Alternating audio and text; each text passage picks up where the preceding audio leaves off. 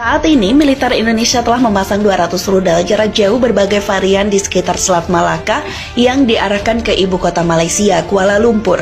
Adapun target utama antara lain Gedung Parlemen, Pusat Pemerintahan Ahmad Badawi, Menara Petronas, serta beberapa objek vital lainnya. Peluncuran rudal-rudal tersebut segera dilakukan apabila Malaysia kembali membuat ulah terkait dengan klaim atas warisan tradisional budaya Indonesia maupun pelanggaran teritorial baik disengaja maupun tidak disengaja. Pejabat militer Indonesia menyatakan siap akan membombardir Kuala Lumpur dan menginvasi Malaysia jika negara itu kembali melakukan klaim budaya maupun pelanggaran batas teritorial. Rencana agresi militer dengan sandi operasi Gayang Malon beredar di luas di masyarakat, khususnya mereka yang tinggal di perbatasan Indonesia-Malaysia.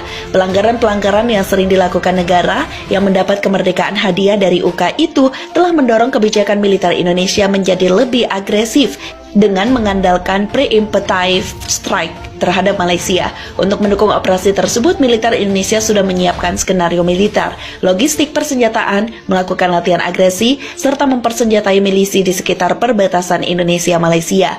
Operasi yang ditujukan untuk memberi efek jera kepada Malaysia yang selalu membuat ulah tersebut mendapat respon yang baik dari berbagai kalangan domestik maupun internasional. Adapun skenario militer yang bocor di masyarakat sebagai berikut. Bila Malaysia kembali melakukan klaim sepihak baik disengaja maupun tidak disengaja, maka Indonesia tanpa perlu mengirimkan nota protes ke pemerintah Malaysia akan langsung meluncurkan rudal 200 rudal ke jantung kota KL. Prioritas target adalah gedung pemerintah dan parlemen, stasiun TV dan radio, dan menghancurkan beberapa objek telekomunikasi lainnya seperti internet dan jaringan telepon seluler. Keadaan ini akan mengisolasi KL sehingga militer Indonesia akan memiliki superioritas akibat rusaknya berbagai infrastruktur vital. Evakuasi WNI dan staf diplomatik akan dilakukan secara cepat, efisien, dan tepat sasaran oleh militer Indonesia yang sebelumnya telah melakukan infiltrasi intelijen maupun politik melalui partai oposisi dan kelompok organisasi etnik minoritas. Milisi yang sudah dipersenjatai akan melakukan penyerangan-penyerangan minor pada pos-pos militer Malaysia, menyebar ranjau serta memberikan teror psikologi pada warga sipil, khususnya di Sabah Sarawak. Prajurit yang terjun antara lain unit anti ranjau, anti kapal permukaan, anti serangan udara, bantuan tembakan kapal, terjun tempur, infiltrasi pasukan katak, dan intai amfibi marinir atau TAIFIB.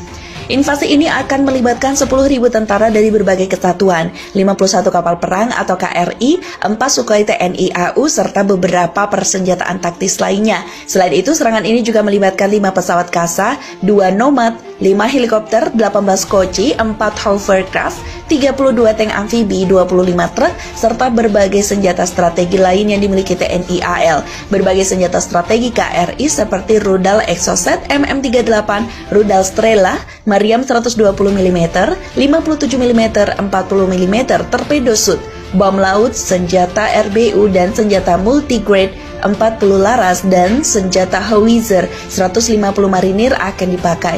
Perang diperkirakan tidak akan berlangsung lama mengingat TDRM tidak memiliki pengalaman perang yang dapat diandalkan. Militer Indonesia akan siap berperang secara gerilya maupun perang terbuka. Operasi Gayang Malon diperkirakan akan menghabiskan waktu maksimal 2 kali 24 jam.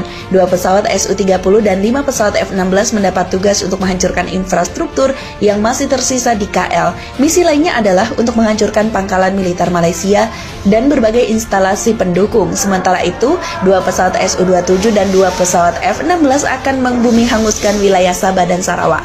Keunggulan Indonesia atas matra udara, darat, dan laut akan memuluskan rencana invasi secara efisien tanpa mendapatkan perlawanan berarti dari TDRM.